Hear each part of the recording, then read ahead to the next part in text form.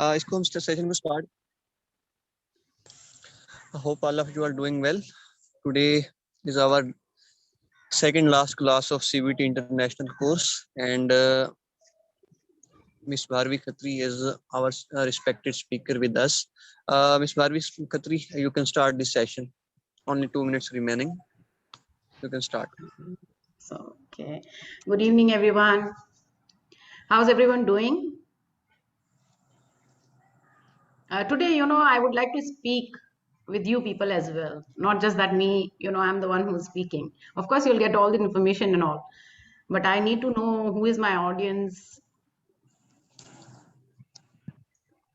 Is that okay with you people?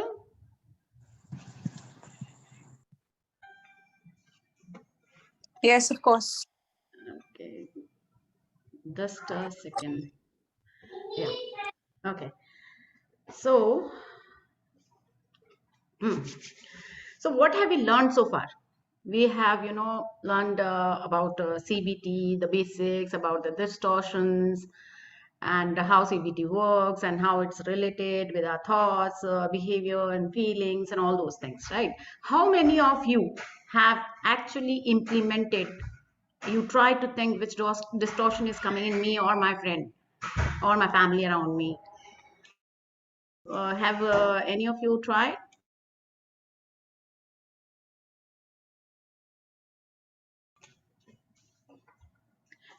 Anyone? Not yet. Yes, I once tried. Just give me a second.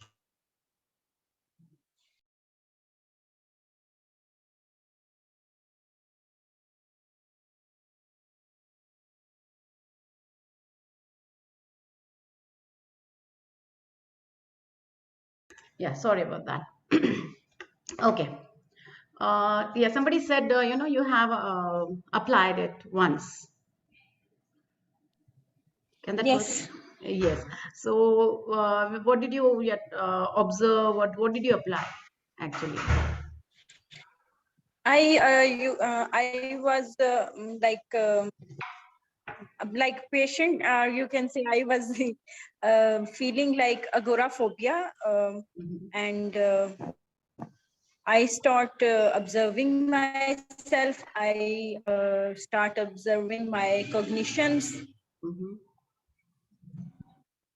Okay. And it was really that that was my only because of my unconscious thoughts and because of my thoughts that I was feeling that whenever I will go outside, something bad will happen, or I was apprehensive. Okay, so did it help you to get aware about your cognitive distortions?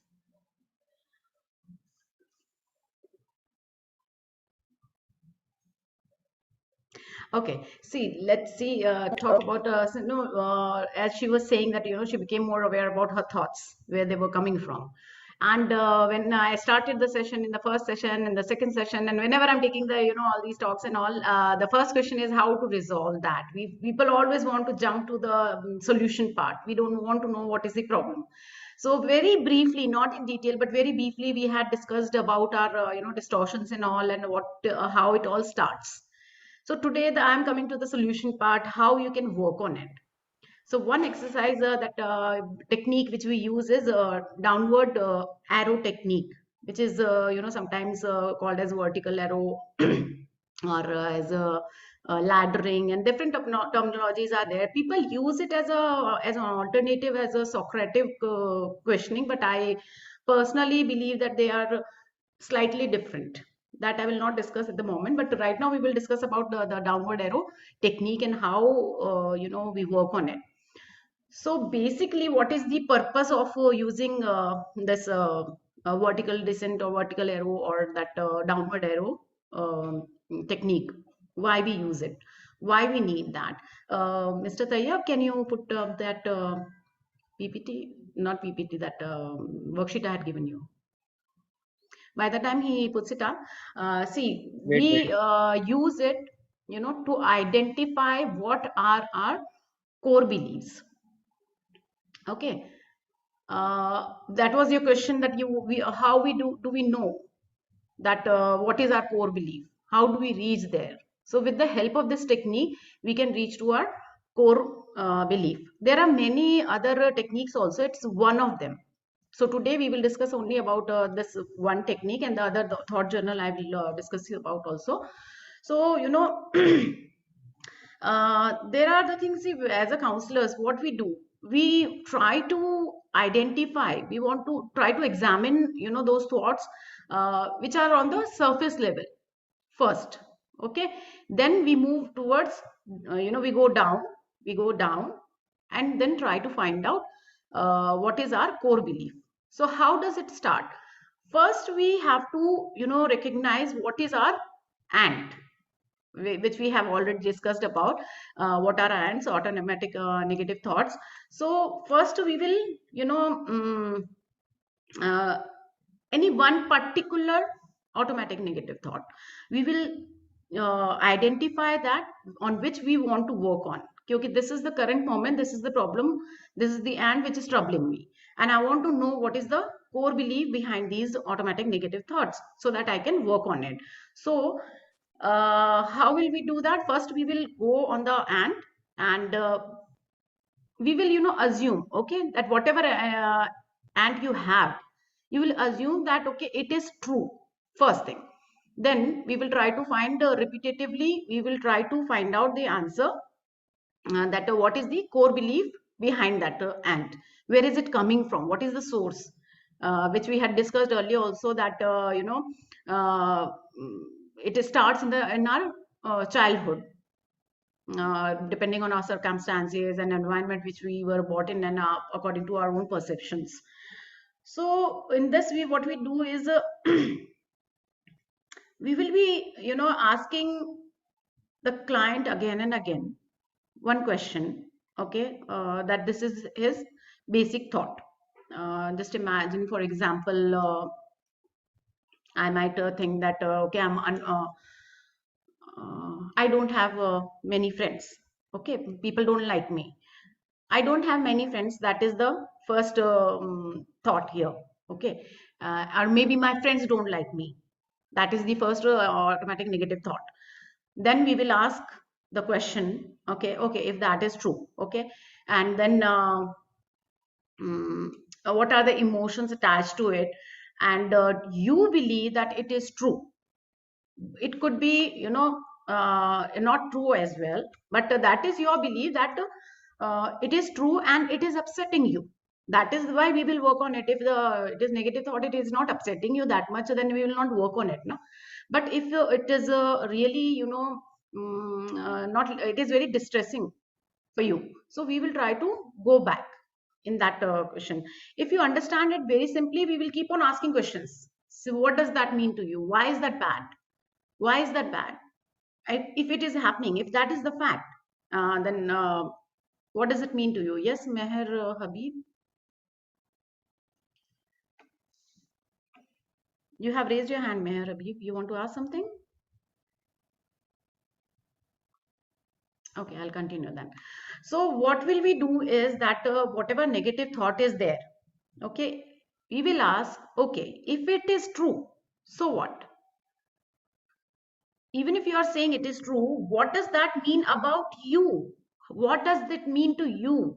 You have to explain. You know, even if you have given any example over here, any statement you have given, any ant you have, so it is your statement.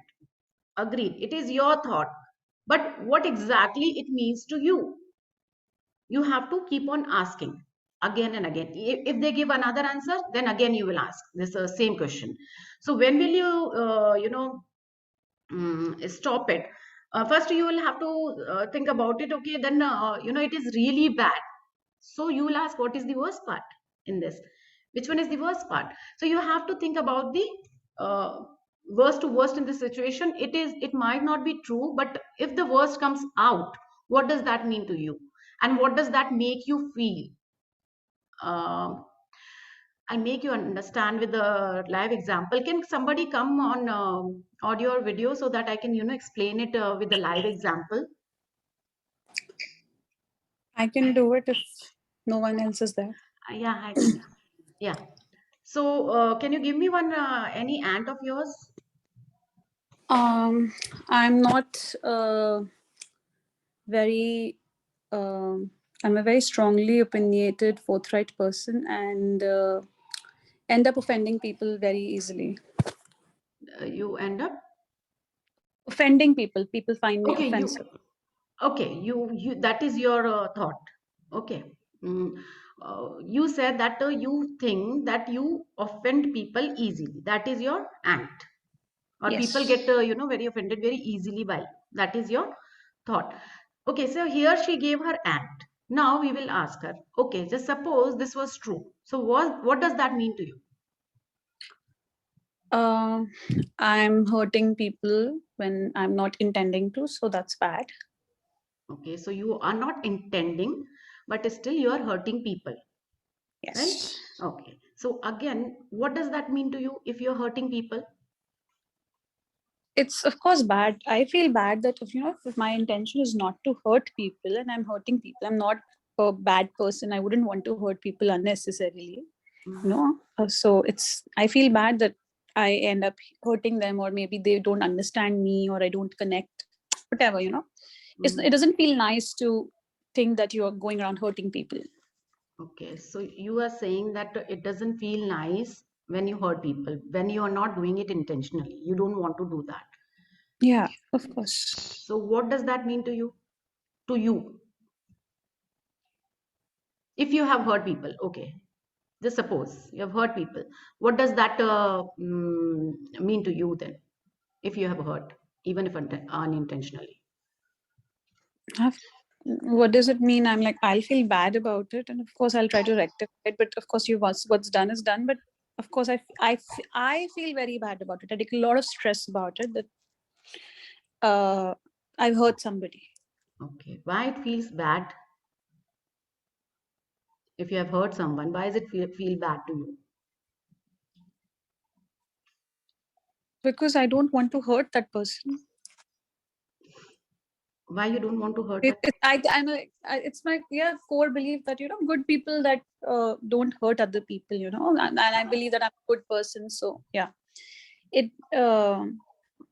I want to be, the way I see myself as a good, and I want to be a good and a kind human being.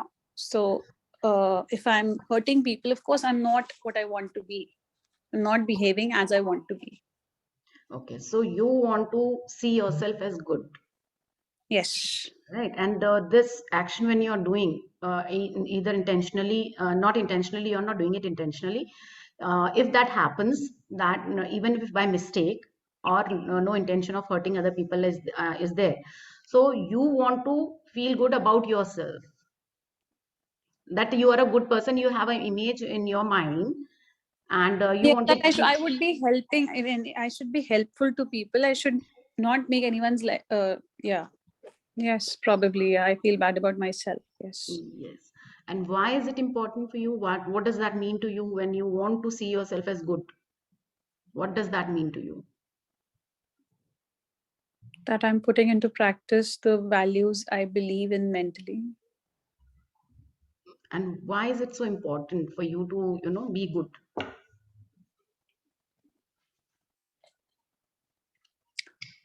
Why is it important to be good? It's a choice that I choose to be, when every person has a set of values they want to live by, and I want to be a good person. Why you want to be a good person? What would that mean to be, if you are, just suppose, okay, you want to be a good person. Just suppose you are a good person. So what would that mean to you? That I'm living by the values that I believe in. Okay, see here what is happening, that maybe she is repetitively, at one line. So maybe you need some time. So practically I had shown you the core. You don't come to diagnose this immediately. It doesn't take just 5 minutes or 10 minutes and you will come to know about the core of a person. It will take multiple sessions maybe. After a while the patient or the client will come at a halt. Okay, no, I'm not able to go further back of it. And it is not our responsibility, it is not our duty, or as a psychologist we are not supposed to tell them, okay, this is your core belief. When you are using this technique, the client has to come up on their own. Otherwise they will feel that, okay, this is not what I feel, if we are guiding them. And maybe sometimes wrongly they will, okay, maybe if she's saying that might be true, so right now I can tell her, okay, maybe probably this is your core belief, but I'm not supposed to do that. She has to come up on her own. So when do we stop? That could be your question, that when do we stop asking all these questions? In that particular session you stop when the client is repetitively saying the same things. Okay, the client is not able to go back further, or maybe not at that particular moment they don't have that much of clarity to go back. Okay, so sometimes what happens if you come face to face these with all these negative core beliefs, we might feel that we will feel very happy or elated. Sometimes it happens the opposite as well. Once you come to know what is your negative core belief, then you might feel sad, or you might feel hurtful, or you might feel frustrated. Is this my negative core belief? What do I do about it? And certain a chain of thoughts might also start. So you need not worry about that thing, because you are facing something for with which you had not faced in that light. You had different thought procedures about yourself and the environment. You might be thinking, okay, this is my core belief. But when you ask all these questions and something different might come up, and somebody is asking what is a core belief, I just told you that I am not supposed to tell her that. It will take a lot of time. I was just demonstrating you how to go about it. It will take a lot of time, and I can tell also that what is her core belief, but I might be wrong, and it has to come up from her own mouth, and it has come to come out to from her own thoughts. She should be able to realize it on her own. CBT is always I told you in the first session as well, that it is a very collaborative approach. It is not that the psychologist is saying something and the counselor is saying something and the other person is just following. No, it doesn't work like that. It is very, very collaborative. So equal amount she will also have to put. I will have to take another. Are you ready? If you are want to know what is her core belief, it will take me another half an hour just to know her core belief. So I will not be able to tell you. I can give you another example if you want to understand it. See basically what will happen once we know what is her core belief, or whatever is your core belief or your client's core belief, what will you do to modify all these core beliefs, right? So what happens is, if negative core belief is there, largely if you can understand, it is not valid. Because these are just our presumptions, and which we have ingrained in ourselves so deeply that it is very difficult for us to shake them up. So first of all, you have to know, okay, these are not valid. You have to tell yourself that. Sometimes then you will have to ask, because you have this thought in you, okay, this is valid. Somebody is again and again saying that he can't hear me. Is my voice not clear to you all? It's clear to me. Okay, anybody else? Because only one person is saying that it's not clear to that person. Maybe please Yes, check quite your... It's clear. Okay. Please check your internet connection or the settings in your laptop or mobile, whatever device you're using. So it's clear to other people, right?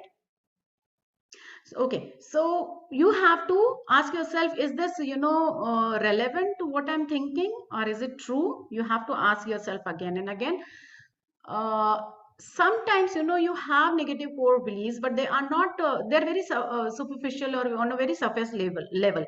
So are they impacting you? You have to ask yourself, is it causing any significant distress in my life or in myself?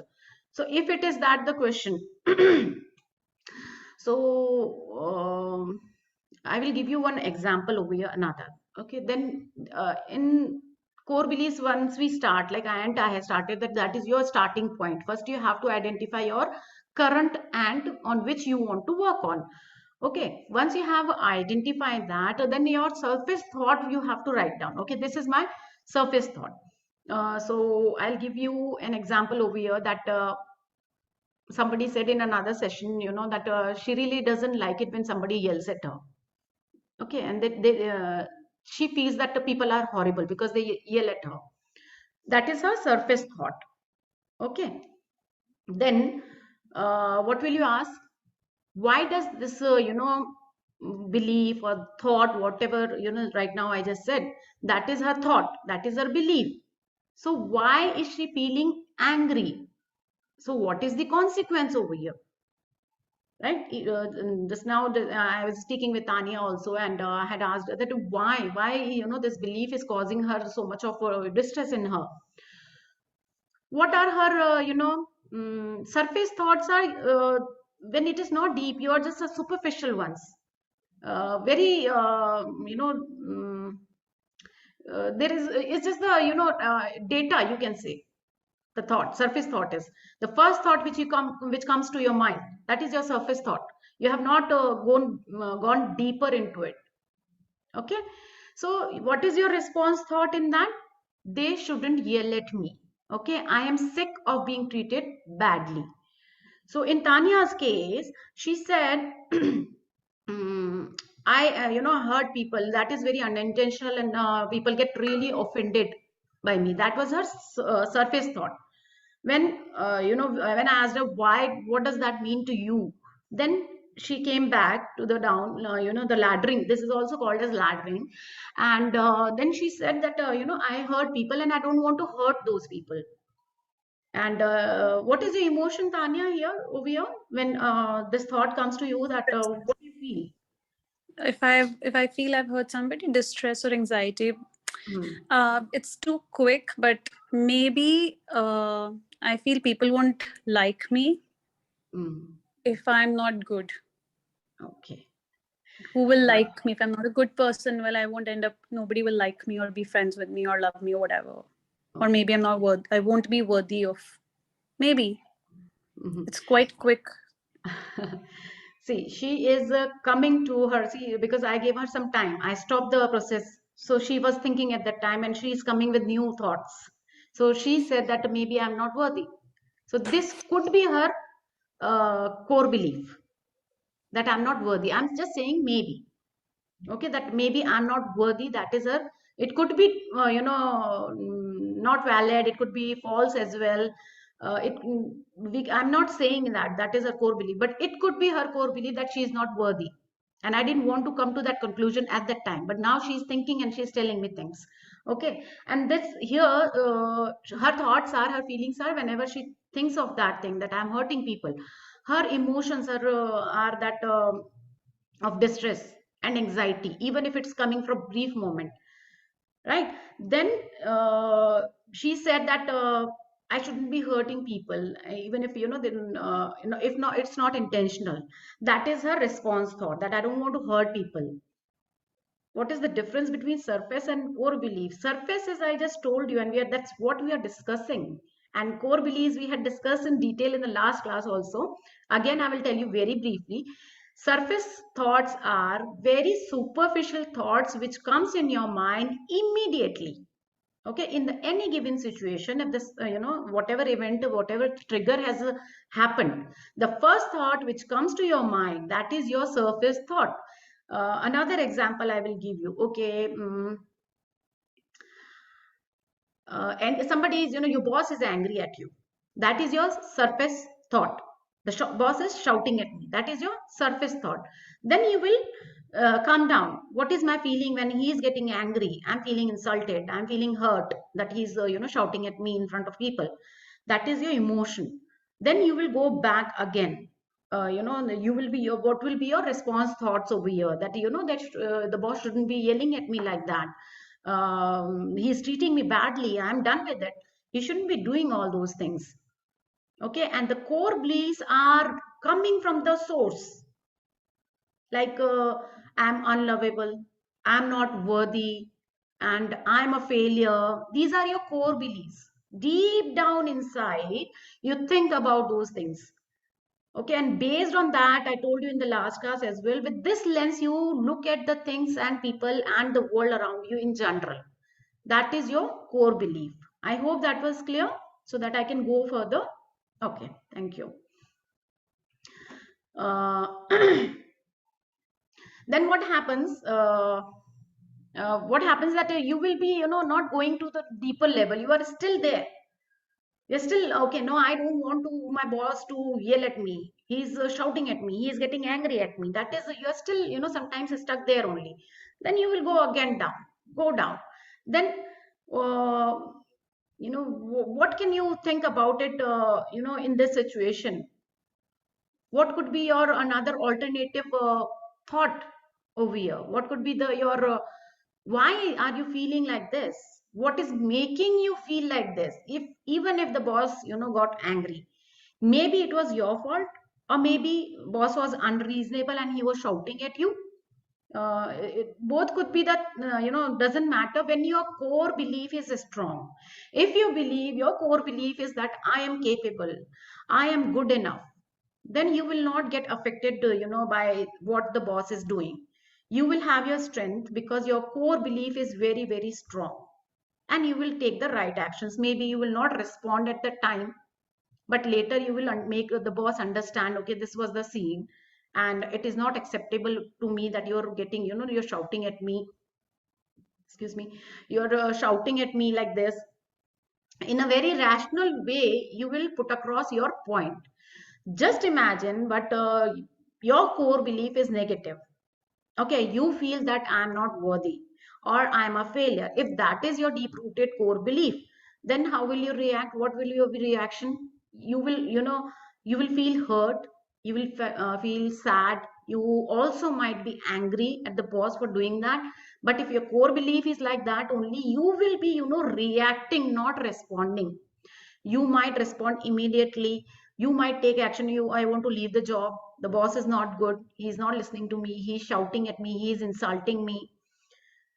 Depending on your core belief, you will take your action at the given moment. So that is why it is very important to understand what are core beliefs. Reach to your core belief in the right manner. Once you have concluded, okay, this is my core belief, then we will work on it. How?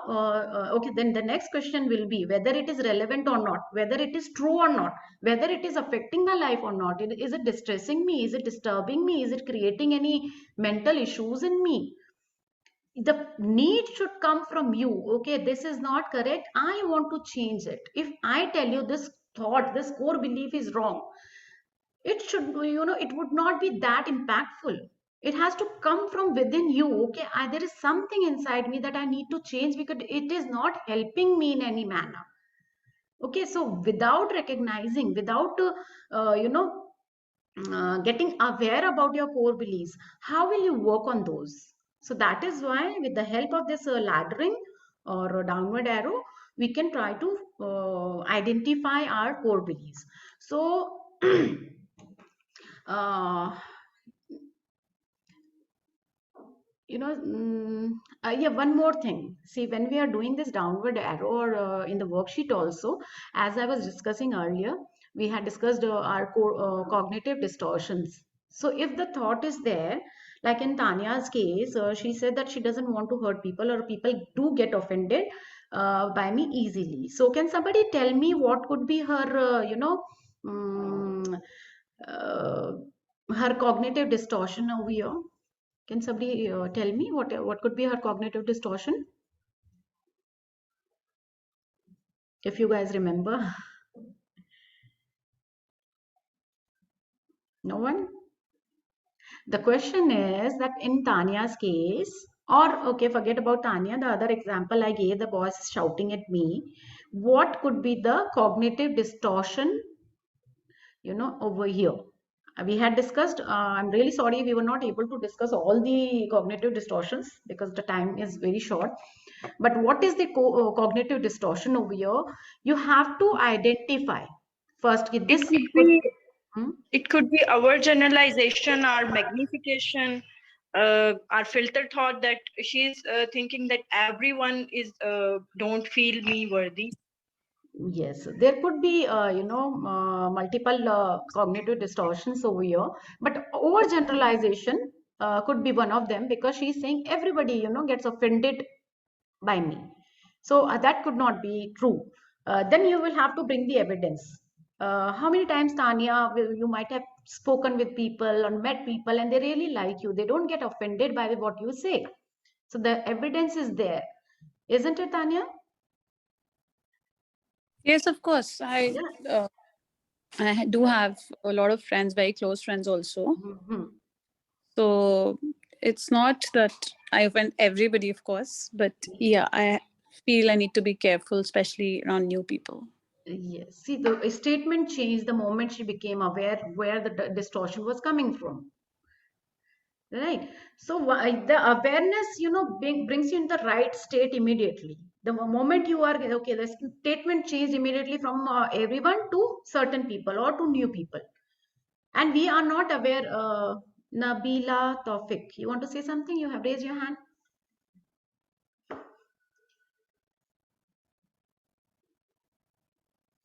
You have raised your hand. Okay. Raise your hand if you really want to ask something. If not, please, that really, then I have to stop. My floor breaks. Okay. So what will Yes, happen? I want to ask. Yes. I have observed my own experience with my sons and kids that some people are really hurt them because they are anxious. Uh, People have their own anxious behavior and they are insulting other and their own anxiety they are putting others. Why this behavior is going on and how people other people affected people they may not affect those behavior over there. I didn't get your question. Like you are saying that he feels that people are hurting him. Yes, or Okay, that. this is happening because people have their own anxiety and their own issues, their own pressures, and they are putting other people. Mhm. Okay, so what is your question? You want to know his distortion, cognitive distortion, or you want to go to his core belief? I just want to relate, Miss Tanya, you have done this exercise before. That Uh-huh. yes, she was saying that she may hurting people, and I want to say that this is her own anxiety. She is putting other people. I want to relate this. Okay, okay, okay, fine. Mr. Tayyib, you can remove this slide. Okay, thank you. See, what is happening, if I go and discuss any one particular person's, issues, the whole session will go in this only. Then I will not be able to tell you the other techniques. Okay. So in this case, we have almost reached her core belief. And how to work on that, that we will discuss right now. So that if your negative core belief is, something else, because there is a way to do it. So that is more important, that we should understand that. Is that true? So what is, your automatic negative thought? You have already said, we are taking Tanya's case, or and like I said, the boss is yelling at me, the boss is angry at me, or, shouting unnecessarily. That is your automatic negative thought at that moment. So what we do is that, what is the meaning of that automatic negative, uh, you know, mm, the automatic negative thought? What is the meaning of that thing? So if that's true, so what will happen if that was true? You have to ask the client. If you say that is true, what does that say, or what does that mean about you? I'm talking about what it means to you, not what people are saying. And even if that, why is it so bad? That's how you will be asking again and again different kind of questions. Because in the slide it was just one question, but it doesn't work like that. Again and again you're asking the same question. You have to reframe it, change it, and different type of things. Most important part is that you have to know what does that mean to that particular person. That's why one question is asked repeatedly, but you can make them understand it with different words as well. So if you are saying, even if it was true, whatever you said, what would be the worst part if that happened? Okay, what could be the worst in the case of the boss? If the boss is yelling, the boss is getting angry, what would be the worst case in that given situation? He can fire you, right? What will happen then? You will not have the money. So is that true? But if your boss is fired, you will not be able to find another job. So you keep on asking all these questions, reframe your question, uh, you know, uh, again and again, so that you have to reach to the core. Then what happens, what are the visual cues to you when the client, okay, we have never spoken about it earlier, but whenever we are taking the sessions, I have this habit of reading in between the lines whatever the client is not saying. I'm not judging the client, but sometimes they are not able to express themselves. So what is their body language? We as a psychologist, we do a lot of body language also. Is it going in tune with the body language and what they are saying verbally? So you have to look out for those cues. Then what will you do? You will restart your new belief, which is very constructive. You have to reframe it. That is called as cognitive restructuring. You will change the language which you are using about yourself. A lot of uh, thoughts are going in our mind constantly. We are thinking about something, and there is a pattern. Again and again I'm saying there is a pattern. Repetitively we will think on those lines only. So you have to recognize those patterns, and then you have to change it. What are you saying? The simple question is, if someone has core belief, how to be treat? Okay, I cannot read that question right now, but whatever you're saying, you have to keep on recognizing what is your ant here, what is the repetitive pattern over here. And once you know this is usually in this given situation, this is what I think. Okay, then you reframe it. Once you know your core belief, okay, this is coming from here, and then you reframe that sentence, as we were discussing in cognitive distortions as well. I was giving you examples constantly how to reframe that sentence, given any sentence or whichever you were using at that time. You are saying it's possible to change someone's core belief if they are in major depression. See, we will CBT does help there. It will be a lot of efforts you will have to put. Not just downward arrow is just the technique to know what is the core belief. Then you will have to use different tools. And if they have major depression, then definitely they have to take the medicines so that they come into that state that they are in a very receptive mode. You are talking into very different aspect, that is a very clinical aspect, but I will tell you because I work in a hospital.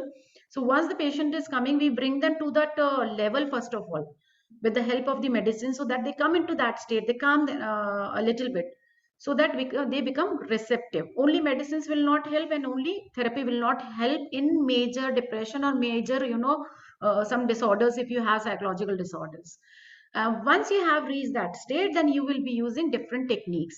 What happens sometimes is the patient is not in the state of applying the CBT or different tools and techniques which we are telling them. They are not in. If they are into major depression, then they will not be in that mental state only.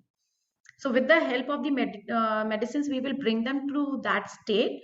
Then we might go into mindfulness. Okay. Gradually, once they become very aware and they try to come to a very normal state, then we will be applying all these tools and techniques on them. Okay. So the tool which we have not discussed yet, actually, we were just discussing about this only. Anyhow, in this I have already discussed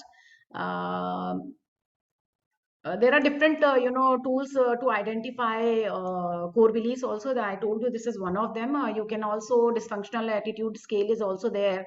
Different tools are there actually. You can apply to try to find out what is the core belief.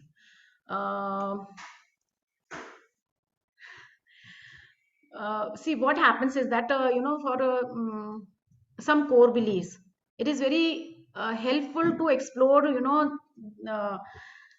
uh, what are their key individuals in their life, what are the key events that created those core beliefs. They were very helpful in the positive or the negative manner to develop these kind of core beliefs. So if we focus on those events or the individuals or the contextual factors which might have happened in that person's life, that really helps us to work on uh, these negative in these core beliefs. So we have to know what are those things. And so what will we do? We will do uh, a cognitive core belief flow chart.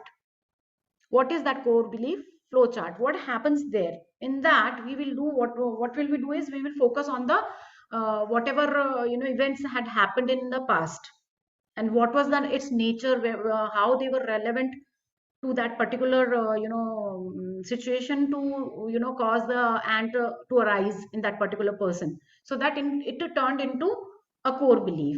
And what were their emotions at that time, and what were their how they behaved based on those emotions at the time. So we then later we will be modifying all those core beliefs with very relevant really sorry, with the relevant information we might have gathered. In this case, as Tanya's case, she came live. Really sorry, I'm again and again taking your example, Tanya, because we started with you. In Tanya's case, we brought the relevant evidence over here, that not all the people gets offended by her. Very simple thing, immediately she was able to identify that. Sometimes it might take time to bring that relevant information. So you have to ask multiple questions. That's a skill you learn over a period of time, which kind of questions to ask, so that that kind of data and that information is coming towards you. So that those events or those triggers which happened, and what was the perception at that time to make her believe, okay, this might be true, whatever they are seeing or whatever we are feeling. And a lot of people, they think that my thoughts are the facts. That is not true. Your thoughts could be wrong also, they are just thoughts. But most of the time what we do, whatever we are thinking is true. Our thought is correct. And sometimes based on our emotions, we feel, okay, if I'm feeling like this, then that might be true. That is another cognitive distortion we didn't discuss, but it is a emotional reasoning. People view things on the basis of their emotions only. And if the emotion is coming in a very positive manner, they will think, okay, this is because I'm feeling positive, it might be good only, and if I'm feeling bad, it might be bad only. So you have to identify all those patterns of the ants, and then work on that accordingly. So what were their significant people in their life who made that person create such particular core belief? What were those events? I just told you, these are very important to just go and collect the data, why that person is like this in the current moment. I'll give you an example over here. I'll not take the name of the patient, but that patient came to me. His core belief was that he is not worthy of love. Okay. And why that happened? The client, the patient had lost his father in very childhood, and then again he lost another close person, his uncle. So constantly, and the environment, well, I will not give you the details of the patient, but the environment was like that only, in which he was born and brought up. And the events happen, the major events happen for him to have these core beliefs. So that's how the events which are happening in your life creates your core beliefs and your ants. and your distortions as well, whatever is happening in your childhood or in your adulthood or your life. uh, that's how your perceptions are created about yourself and the people around you. So what kind of questions we will ask when we want to know which shaped all these things? So we will ask, which people, which one person can you tell me who has influenced your life the most? They will think about it. Okay, which was it could be my mother, it could be my father, uncle, or some unknown personality, any one person. So what was the influence? That will give you a lot of information about that particular person, the kind of people they are getting influenced with, either in a positive manner or a negative manner. When we are child, we can't differentiate on between these two. They are good impacts or they are bad impacts. For example, like when teenagers they come into peer pressure, and they just want to smoke and drink, and social media is influencing them. So because they are idealizing or they are coming into peer pressure, even if they don't want to smoke, they don't want to drink, but because my friend is doing that, that's why I also have to do, otherwise I am out of the circle. So under such pressures, so what kind of friend circle you have, what kind of movies you are watching, what kind of songs you are listening to, what kind of books, if you are reading these days, people don't read those kind much books, but if you are reading, what kind of books you are reading? So these kind of things influence. And who are you closest to? If that person says something that you believe it and you bring it in, so that will give you a lot of information when you ask this only single question, who influenced you, or who influences you currently in your life. Then that could be a family member also, or outside person also. And you can ask in a different way also, besides your family members, who do you think influences you the most apart from your family members? Because usually when this question is asked, usually people say my mother, my father, or whatever, grandparents, or my uncle, my auntie, that comes instantly. But apart from that, outside of your family, who are those people who has so much of impact on you, who influences you, what influences your thinking patterns? uh, then you can ask, is there anyone who has hurt you in any manner, or who has harmed you in any manner, or belittled you in front of your other people?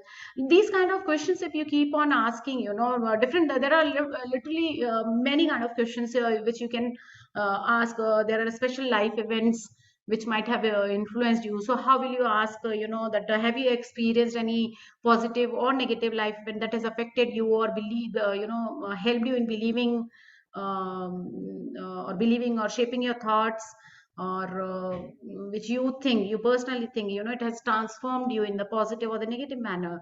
So you have to come up with creative ways to ask different questions, so you come to know about the core belief, what are that you know uh, it could it might have affected shaping your core beliefs. Then you can ask, what qualities do you like about yourself? The most, what is the most important quality which you have? Tanya, I'm really sorry, but can you come on the video again if you're there?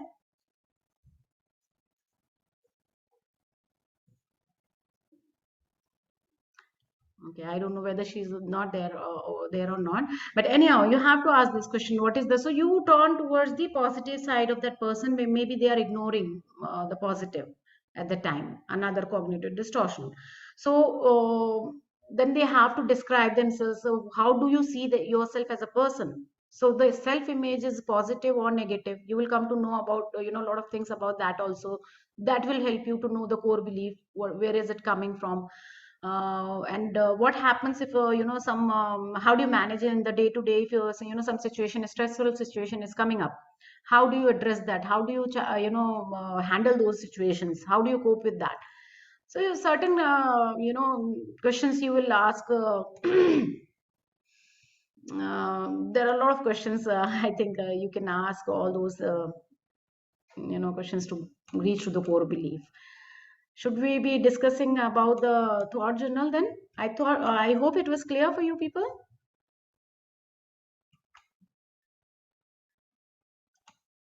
Hello. Yellow color. Yes, Okay. ma'am.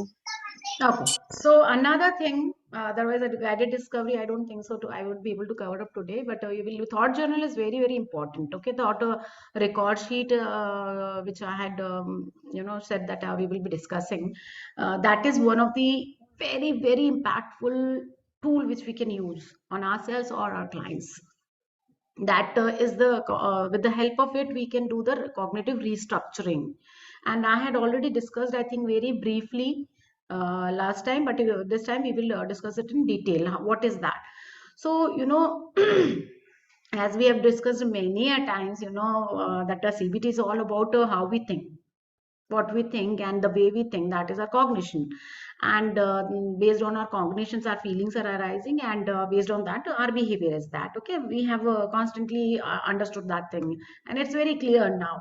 So what happens, that when we want, okay, we have recognized, we know that these are our cognitive distortions, or these are our negative core beliefs, or these are our ants. So what will you need to change to change the way we think and act? That could be your question all the time. So what happens is that the whole day we are thinking, whole day the thoughts are constantly coming, and a lot of people says, that you should stop thoughts and you should not think that much and all. But that's a very natural process. So throughout the day, a lot of thoughts will come in our mind, but thoughts are become a subject to address only when they are creating a problem in your life. Okay, if the thoughts are coming and going, it doesn't matter, because thoughts are not facts, they are just the thoughts. But if they are creating a distress in you, they are creating some psychological disorders, only then we have to address them. So how do we do that? Okay, your could be, you have to ask yourself if they are whether they're helpful or not. Even if I do have a distortion, even if I do have a negative core belief, is it helping me in any manner? Then not. Then see, you can always reframe your sentences, tell yourself in a different manner the same sentence which you are using, like I really like, if they are positive, you will say, okay, well, I'm glad that I did that, I'm proud of myself, I feel good about myself. If it is negative, then you will say, okay, okay, I'm not worthy, I completely, I'm completely useless. If you these negative thoughts are there, then they will not be helpful to you. So we all these we have already discussed, these ants keep on coming in mind, they keep on popping like balloons, they keep on coming all the time, and but we don't get aware. So first thing is to get aware about those things, and then you have to again think, these are your assumptions, or are there any facts, are there any proof, is there any evidence in favor of all these thoughts which I'm having at the moment? Then these ants could be, for you they could be very believable, you think, okay, they are true, but the fact doesn't change that they can be inaccurate also. So it could be a faulty thinking. So you really have to do brainstorming at that time, try to understand whether they are true or not. um,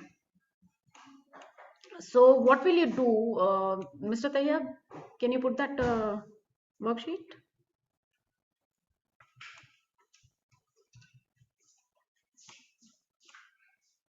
Mr. Tayyab, are you there?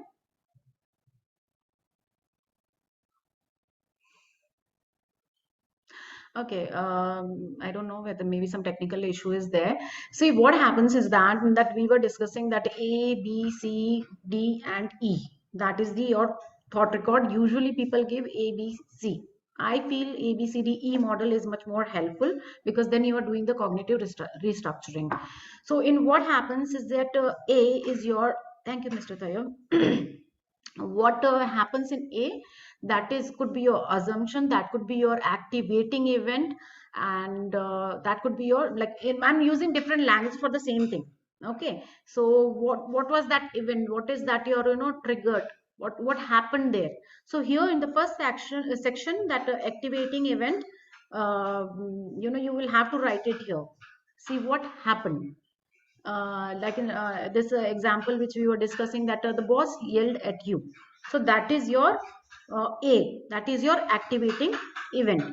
So you will write all the details over here. What was that, what happened? If you want, I asked that what was the date and time. You have to write all those things, when happened, where it happened, where were you when it happened. Usually people don't do that, but that is my style, that, I ask all the details at the time. Who were the people, at the time, who was around you, who were you with. You write all those things, you have to write all the summary, that what happened, and just before you noticed, that okay, something negative is happening and I'm not feeling good about it. So that is your trigger, that is your activating event. In the first section you will write this. Okay, in the second section, that is B, that is your B, that is your belief. Okay, or what are your thoughts over here? Okay, how you felt at that time when your boss shouted at you. How you felt at that time? What was your emotion at that time? And what were you believing about yourself? So you have to write all these emotions in this section. So, but in general, what we do in this section, you will use only one word. In this, you don't have to give the detail. You were feeling sad, you were feeling anxious, you were feeling stressed, or you were angry, or whatever, emotions are there. You will write with the percentage. Okay, I felt angry. Write the percentage. I felt 80% angry. I felt 70% anxious. I felt 60% sad. So if multiple emotions arise in you at that time, you can write multiple emotions with the percentage. Okay, so here you will just write the emotion with one word with the percentage. Then comes the consequence. Okay. Sorry. So consequence means that what had happened, that okay, what was your behavior at the time based on the thoughts and your feelings. How did you behave based on your boss yelled at you, you left from there, or you just kept quiet, you were standing and listening, or whatever, XYZ, whatever is the happened, once the that event happened. What action did you take at that time? So what was your consequence at that time?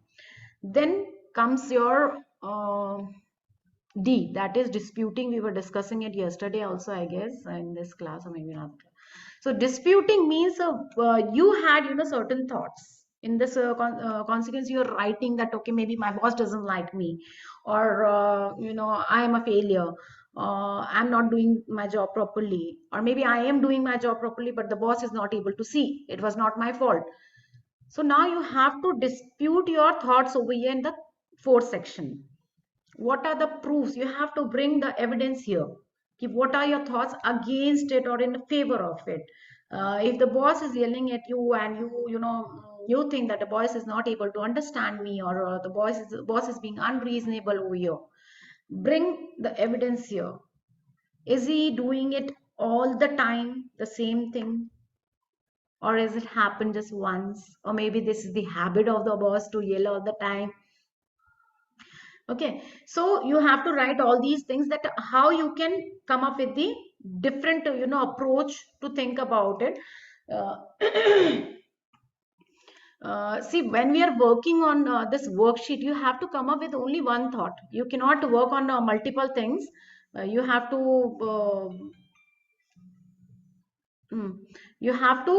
work only on one thought.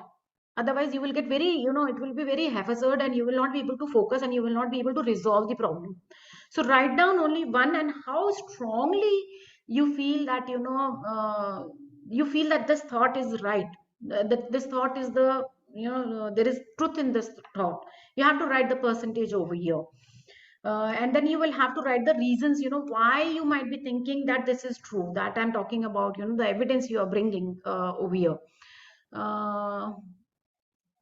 See, you will have to ask again and again, what is the evidence over here, that to make me think that whatever I'm thinking is true, right? Because whatever we thought we have, we always think that this is true. So which evidence do you have? You have to ask again and again to know yourself. Okay, maybe this is the fact, because I have this evidence. The boss had done it earlier also, or other people also. But you know, no, we are not focusing on the boss. We are focusing on your thought, the thought which you are getting. Like if your thought is that I am useless, so you have to bring the evidence against the thought, not against the boss. You're not bringing the evidence against the event. You're bringing the evidence against your thought or in favor of your thought to prove that okay, you are right. The fact, the thought which you are thinking is true. It is a fact. So you have to you know, bring the evidence over here. So what will happen in you know, E? In the E, you will be actually evaluating over here. Okay, what will happen then once you have changed your thought? How is it impacted you in a positive manner? Just imagine if you have got the evidence and how you can, you know, reframe it. What will happen if you have reframed your sentence? Okay, so if you are thinking in a positive manner and you have reframed it, so what is the ultimate outcome of that thing? So that you will write in the last column. Okay, that okay, I have changed my thinking, that I'm not useless, I'm not you know, worthless. Then you got the evidence. Okay, no, I am worthy, I am you know, useful, I have done all these things in the past. I have done good projects, I have been good with my colleagues, and I have many friends, my colleagues are you know, friendly with me. You're bringing all these, collecting all these data, and you're bringing all these evidences. So what is the, in the end, how, if you have changed your thought, now how you're feeling? What was the effect over here when you change your thinking? How are you feeling now? So that you will write in the last session. See, in this thought journal, what exactly is happening? You are getting clear about your thoughts, because again and again I am saying there is a pattern. One trigger is there, we think in the same pattern, and then definitely the result will be same only, right? So we have to break that chain. Okay, I have to stop it here. Okay, this is just the event, that is just the trigger, it happened now only. Now I don't want to think in the manner which I usually think in. I want to create a very positive, in if not positive, at least constructive thinking over here. So the effect will, you will see immediately. So once you do it practically, this assignment I will give you, you guys have to, you know, actually do it and submit it to us. You will record these thought journals, and practically once you do it, only then you will understand you know, what exactly, you know, it's happening. Is it helping or not? What are the constraints you had when you were writing? What happened to you? That is also very important, which I ask my clients when they were writing all these thought journals. What happened in their mind? What were they feeling? They were feeling anxious, yeah, their anxiety increased, decreased, they were more clear about their thoughts, or they, you know, got jumbled up more. So there are different ways to do it. Mr. Tayyab, you can remove it. Any questions?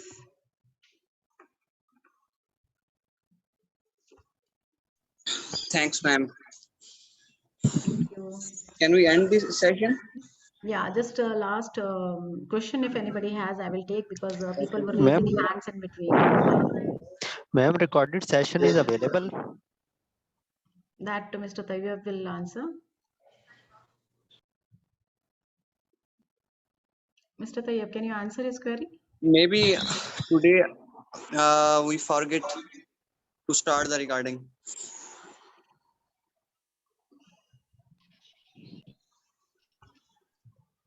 Any other question? So see, the basic idea is that I will just summarize it in one sentence, that you know, you have to know what are your core beliefs, which we had discussed, your distortions, and right now I gave you the tools how to change them. You, once you do it practically, only then you will come to know where, you know, you need to work on more. Okay. Naseem, Fatima, you want to ask something? Yeah, ma'am, I wanted to ask a question. I didn't want to interrupt you during the Yeah. session.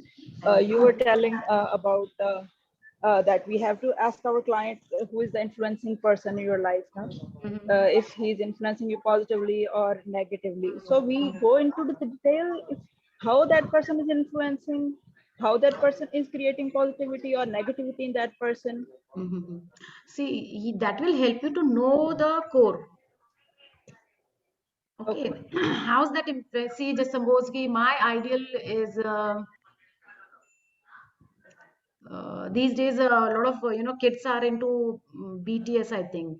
Okay, that's a Yes, yes. Korean pop singer and all. I really Yeah. don't know much about them, but my daughter really likes those BTS. Now, in the teenagers, this group is very popular. Once I know Right. ki what exactly, for that I will have to know what exactly is BTS, why they are influencing. So if they are their ideal ideals, because these days this generation is creating ideals like this. In another generation, the ideals would be Yes. Nehruji or any other prominent personality. But these days, if they are the influence, then they are Right. shaping their whatever they are doing. They know what they are doing in their personal life.